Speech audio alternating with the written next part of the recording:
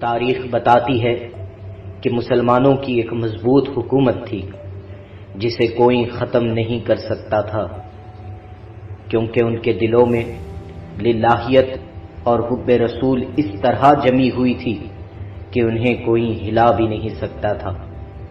دشمنان اسلام نے بڑی کوشش کی کہ انہیں جنگ میں شکست دے سکے، پر وہ ایسا کبھی نہیں کر سکے اور ہمیشہ ناکام رہے، کیونکہ ایک سچے مومن سے لڑ کر جیتنا کبھی آسان نہ تھا۔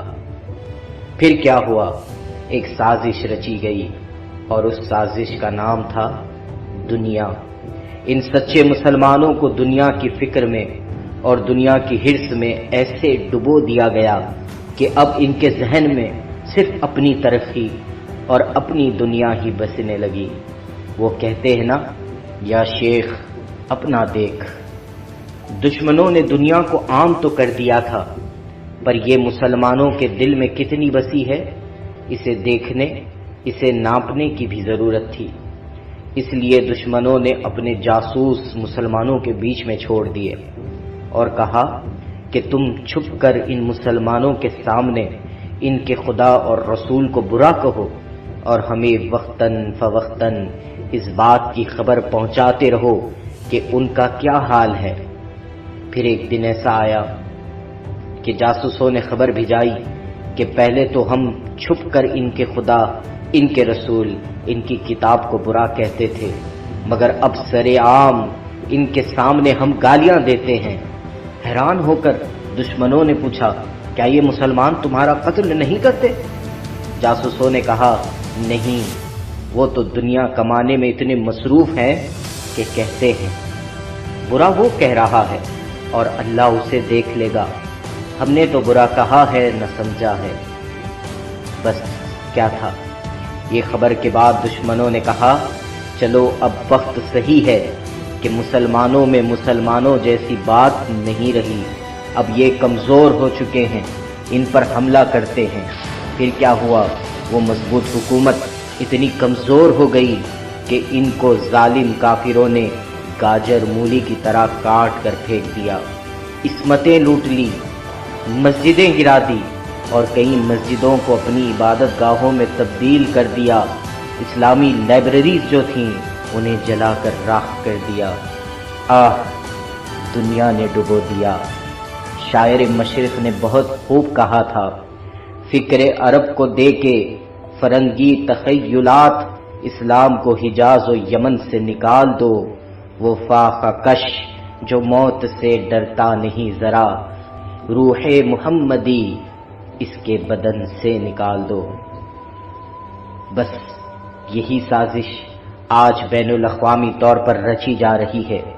ایک طرف تو دنیا کو عام کر دیا گیا ہے، جس میں دولت، شہرت، عزت، عورت، عہدہ، فحش، بے حیائی، ننگا پن اور نہ جانے کیسی کیسی برائیاں اس میں عام کی جا رہی ہیں تاکہ مسلمان اس میں ڈوبے رہیں، اور دوسری طرف سلمان تاثر، بہنسا، کملیش تیواری، آشو پاریہار، طارق فتح جیسے دشمنوں کے ایجنٹ بار بار مسلمانوں کے ایمان کو ٹٹول رہے ہیں، کہیں اللہ کی شان میں توہین تو کہیں رسول کی شان میں توہین، اور کہیں کتاب اللہ کو ٹارگٹ بنا کر اس پر اعتراضات اور ڈیبیٹ کر رہے ہیں۔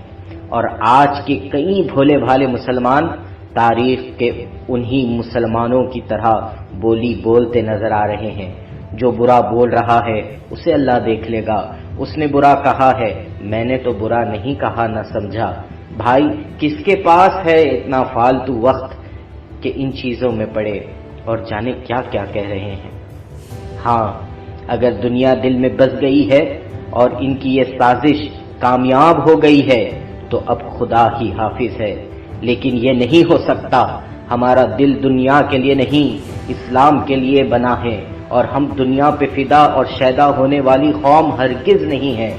ہم وہ ہیں کہ جن کا حامی و ناصر اللہ ہے، مصطفیٰ ہے۔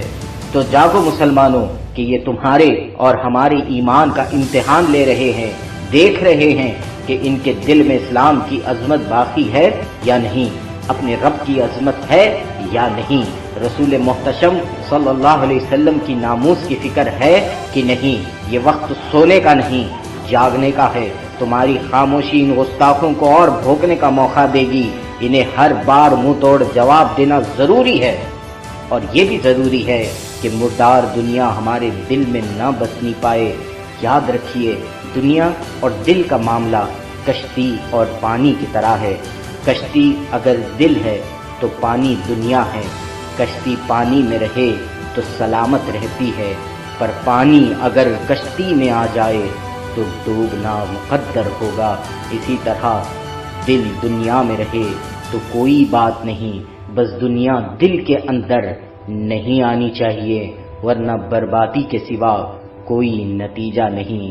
نہ سمجھو گے تو مٹ جاؤ گے اے مسلمانوں، نہ سمجھو گے تو مٹ جاؤ گے اے مسلمانوں، تمہاری داستاں تک بھی نہ ہوگی داستانوں میں، داستانوں میں، داستانوں میں۔